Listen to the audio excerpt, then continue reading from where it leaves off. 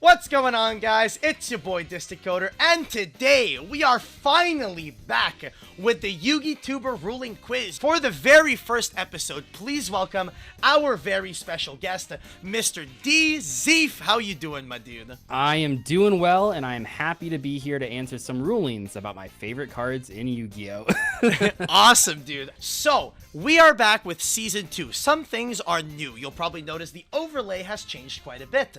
There are also a couple of new things in the rules that we do need to go over. As we did in the first season of the Yugituber ruling quiz, you have to answer 8 ruling questions. If you get it right, you get a point. If you get it wrong, you don't get a point. However, you have 2 lifelines this time around. Really? Yes, you have 2 lifelines. So the 2 lifelines that you're able to use, you can use them each one time. The judge man allows you to ask me, the judge, a question, such as, Coder, I don't remember how the then conjunction works, can you remind me, or something like that. You can ask me something that you would be allowed to ask a judge in the middle of a game that wouldn't be considered coaching. The other lifeline is question, which is ask the Twitch chat. If you want, at any point in the show, you are allowed to poll the Twitch chat once on what they think the answer might be. They don't fucking know anything.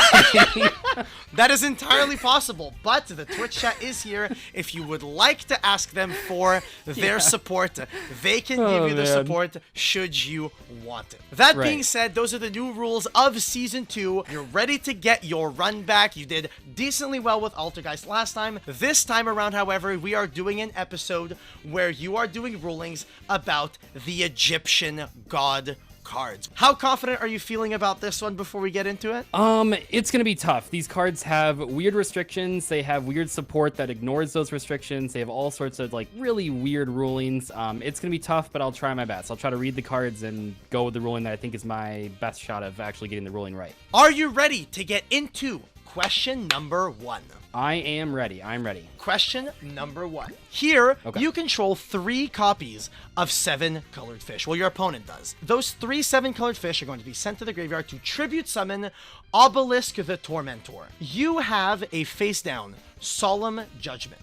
The ruling question here is, are you allowed to activate the Solemn Judgment to attempt to negate the tribute summon of the Obelisk the Tormentor? And if so, how does it resolve? Can you hover over Obelisk Tormentor for one sec? Yes, absolutely. So here we have the effect of Obelisk activate Solemn Tormentor. Judgment. You cannot activate Solemn Judgment. Want to tell me why? Yeah. Well, it says in the text, this card's normal summon cannot be negated.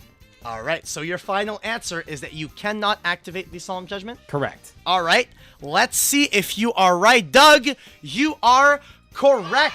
The normal summon of Obelisk the Tormentor cannot be negated, and for that reason, you cannot even attempt to do so by activating the Solemn Judgment. So the Solemn Judgment activation here would be illegal. You are 1 for 1 so far. You got the easiest question on the quiz, right?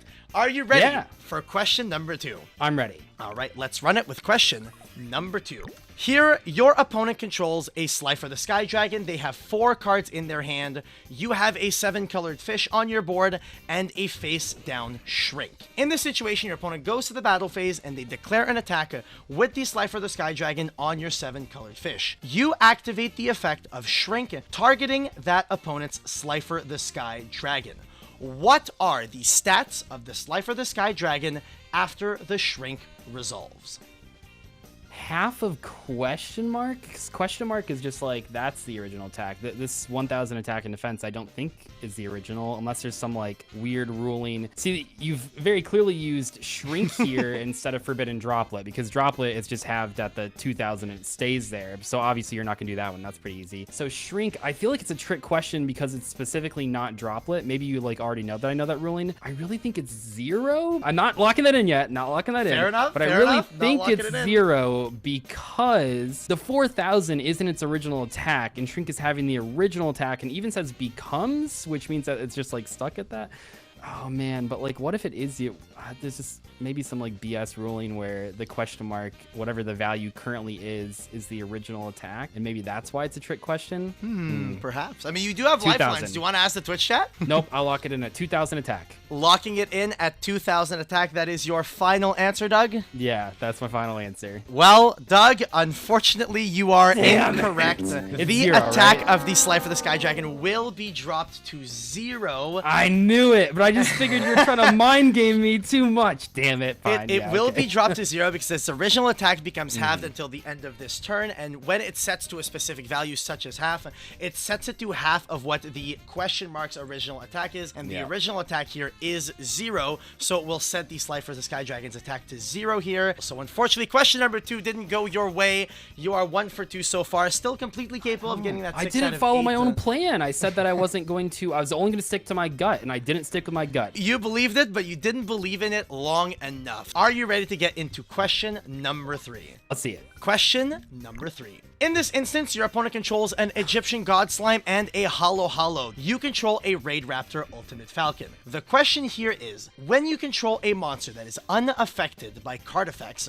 are you able to attack the opponent's Hollow, despite the fact that Egyptian God Slime says your opponent's monsters cannot target for an attack, and your opponent cannot target with card effects any monster you control except Egyptian God Slime? Can the Raid Raptor Ultimate Falcon attack the Hollow or not? That is an interesting one. I was like wondering where you were going to go in the ruling here, but that is... Gosh, if I ever experienced this in a tournament, probably not. I mean, obviously not in this exact situation. I'm just trying to think like cards Something that are relevant, unaffected versus cards that are like Dupe Frog type effects. I've never had Dupe Frog, and I've played Frogs like a lot, but I've never had Dupe Frog versus a card that was unaffected by card effects. I feel like you still can't attack. I'm just gonna lock that in. All right, locking in that you cannot attack the Hollow. How confident are you in that one? Pretty confident. Pretty confident. Unfortunately, you are able to attack the Hollow. A card effect such as this. So it's an effect similar to the Dupe Frog lock. Does affect the monster here. So in the case of like your opponent having a Dupe Frog lock where they have 2 Dupe Frogs and you effectively can't attack anything, Ultimate Falcon is fully capable of attacking either one of those Dupe Frogs or any other monster on the field. So yes, being unaffected by card effects does allow Ultimate Falcon to attack under the restriction placed by the Egyptian God Slime. Currently 1 for 3. You gotta clutch it out the rest of the way.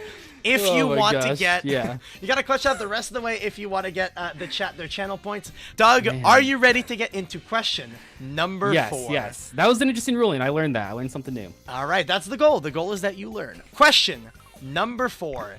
In this situation, you have a Winged Dragon of Raw Sphere Mode and a Soul Exchange in your hand. You control 2 monsters that effectively do nothing. Your opponent controls a Hollow.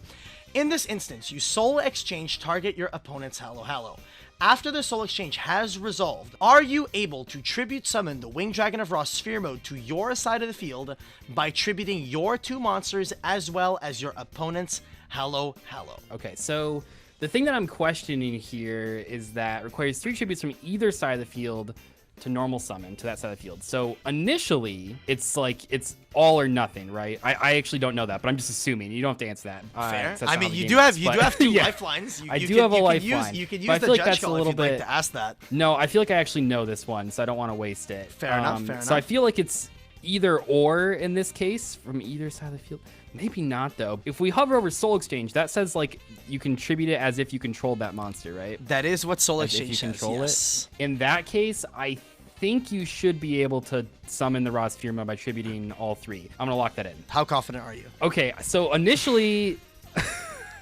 I'm pretty confident. Yeah, go for it. Pretty confident. Well, Doug, you should be confident. You are absolutely correct.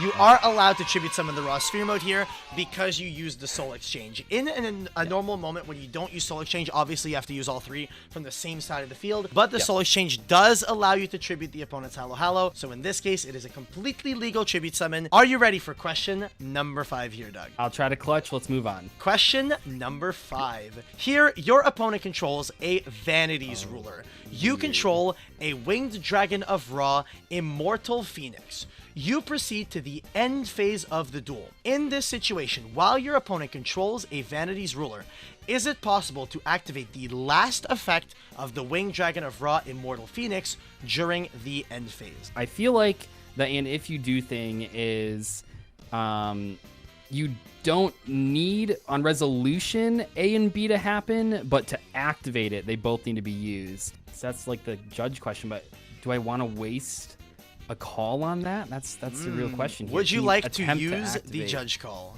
Send this card to the graveyard, and if you do, I feel like you would need to have, at the very least, on activation, you would need to be able to do all the parts of the effect. I think, like, if you activated the Immortal Phoenix and then the Ra was DD crowed, it would still send itself to the graveyard and then it wouldn't revive the Ra, because I think that's the Marionetta ruling, but I feel like you can't activate it. I'm going to say you can't activate it against Vanity's ruler. You are saying you cannot activate the effect? Yes. Is that your final answer? It is. All right, Doug. Unfortunately, that is incorrect because you missed out. You missed out on what is probably the most important thing in this question. The effect of Immortal Phoenix is mandatory. Therefore, because it is mandatory, it must activate despite the fact that it cannot fully resolve. So for this reason, it will send itself to the graveyard. This is the fucking damage step nothing. Question again. I hate you so much. Why did I not look for the word can? That's so obvious. Lost to reading. Oh my gosh, your head was in the right place because you are correct that with an end if you do effect, you can't activate the effect unless. No, you if I would have noticed it resolve was the full mandatory, effect. yeah, Dunzo, I would have said. But Because yeah, Myrmilio versus no back row triggers still. So. Yeah, exactly. But it is what it is. 3 more questions to go, Doug. Are you feeling confident you can not tie Team Samurai X1 at the worst position? How many times you can ask me if I'm feeling confident? You know, I am not anymore, Mr. Distant Coder. I'm not feeling confident anymore. After this sort of trickery, I just didn't think a friend would try to trick me with a mandatory effect. I guess you think you know someone. Yeah, we go to this question. All right, Doug, let's get into question number 6. Here, your opponent controls 3 copies of 7-colored fish and a skill drain face up. You have Winged Dragon of Ra in your hand and Blaze Cannon. You are going to tribute summon your Winged Dragon of Ra by tributing all 3 of your monsters, summoning it, and then you will activate Blaze Cannon.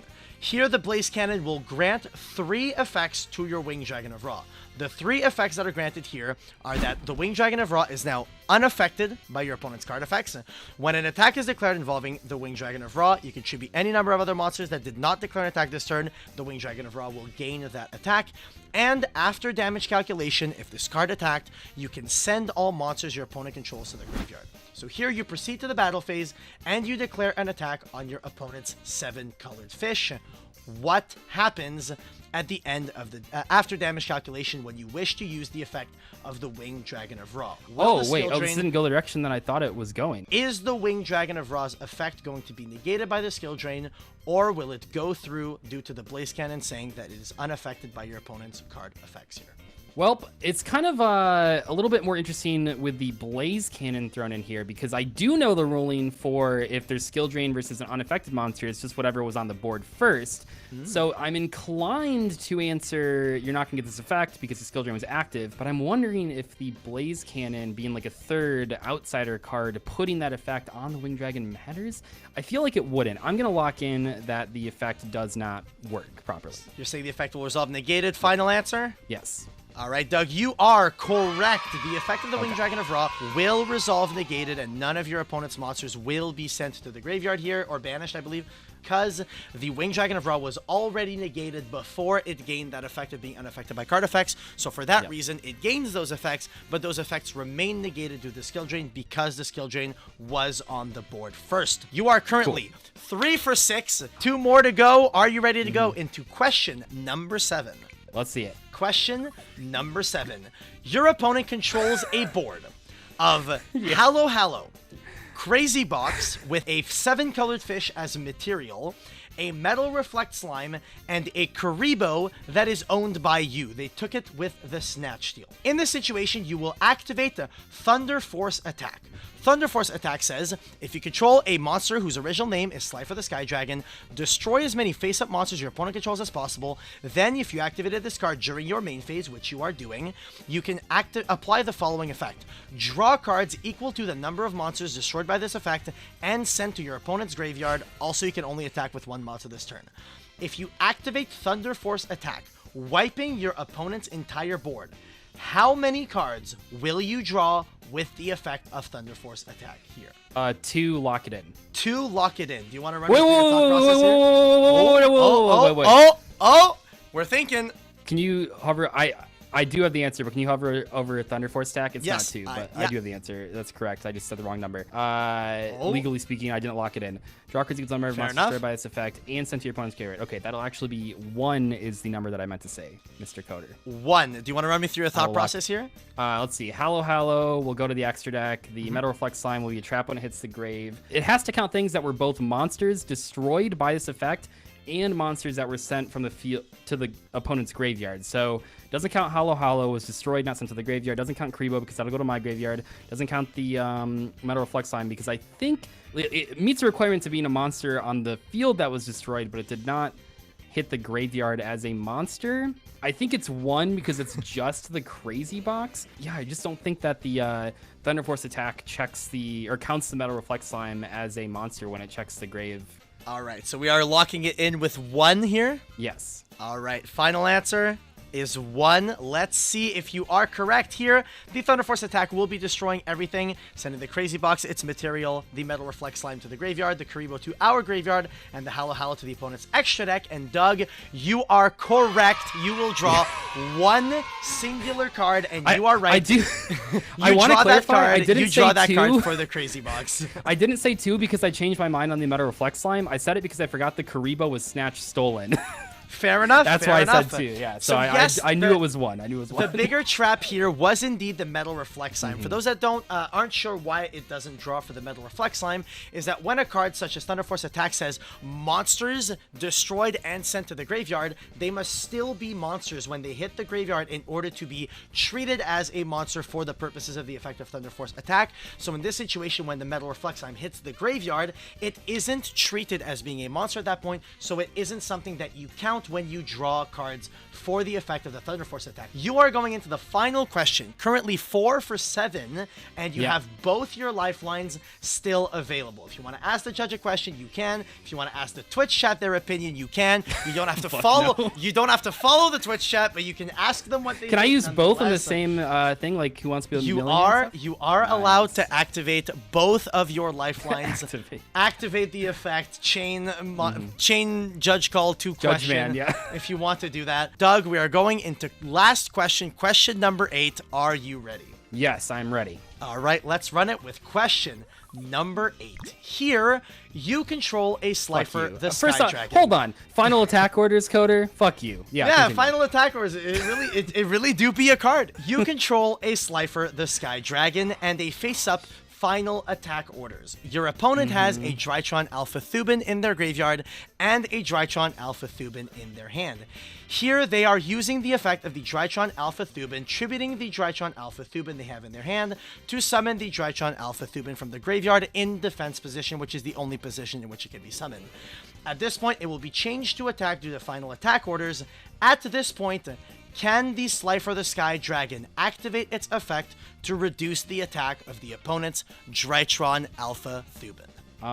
Okay, I'm trying to think how I could. I think I have the answer. I'm just trying to think if I can clarify it by asking a ruling question that isn't just asking this same interaction but without the Drytron cards. So I'm trying Fair to think enough. Here. So I was gonna ask, like, would Slifer destroy a BA right here? But that's like the same question. So let me figure this out. I mean, that's kind of like my logic here. I don't know if they're exactly the right thing, but in my head at least, and this might be wrong, it probably is.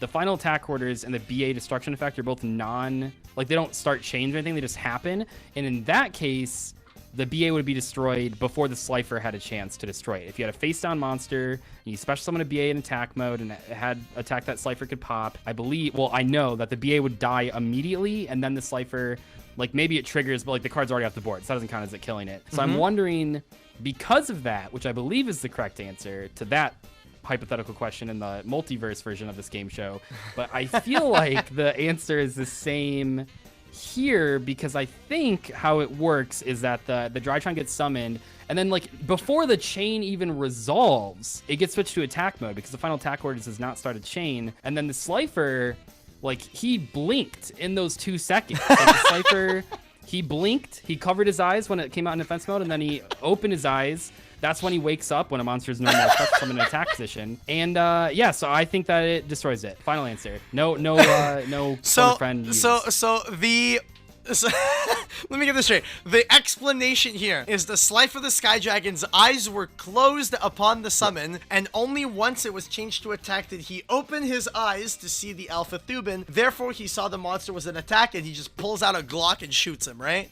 I can see how when you say it back, it sounds a little silly, but yeah, locked in. Lock it in. The Slifer the Sky Dragon can activate, yes? Yes. All right, Doug, congratulations. You are yes, correct. I knew it. The Slifer the Sky Dragon is able to activate because at the point where it meets its activation requirement... No, we already explained the ruling. It blinks and then it...